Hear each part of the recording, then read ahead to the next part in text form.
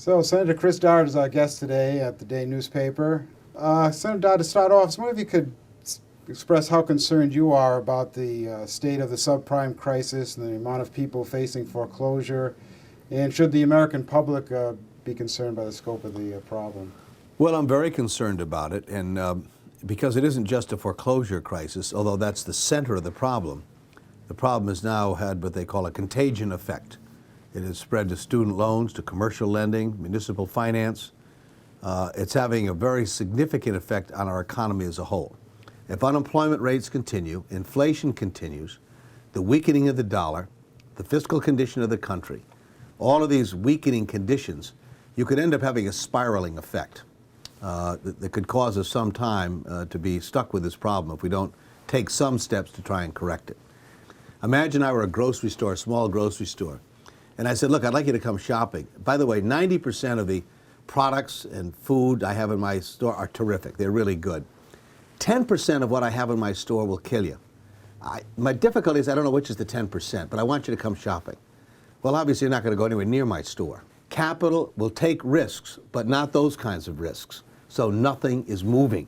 And we've got to figure out a way to get it moving again. And that's what I'm in the business of trying to do. That's why this bill that I've authored along with Congressman Frank on the House Financial Services side, where owner-occupied, forget the speculators, forget the people who never could have afforded a mortgage under any circumstances.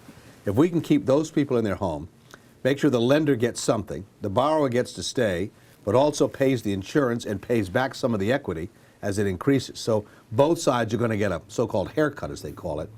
But what it helps you do, aside from keeping people in their homes, is it gets to a floor. We get to the bottom. And when you get to the bottom, many feel that will really help to begin to unleash the pent-up capital that needs to flow again. People will quickly say to you, listen, Senator, what are you helping these people out for? You know, they're the ones who got themselves into a mess. What are you going to put my tax dollar at risk to help that neighbor of mine down the street who should have known better what he was getting into with that home equity loan that they put on their house?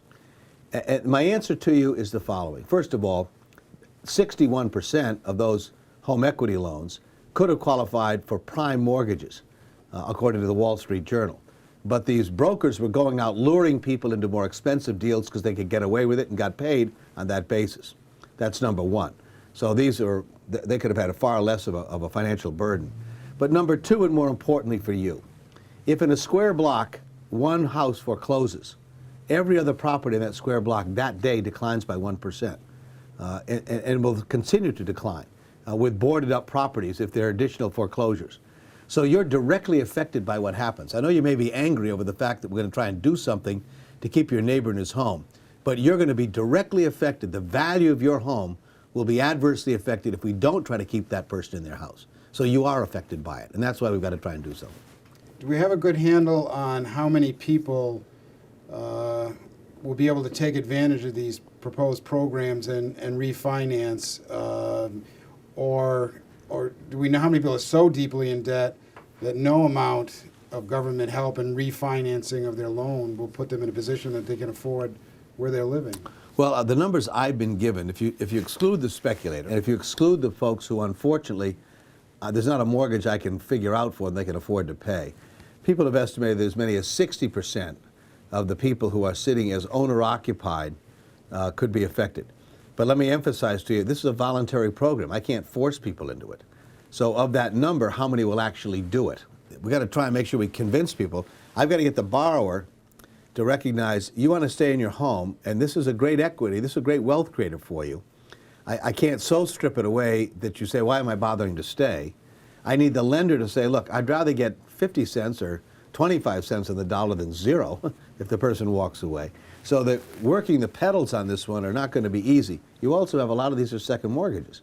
And so you've got piggyback loans, and you've got to resolve those other problems as well through negotiation.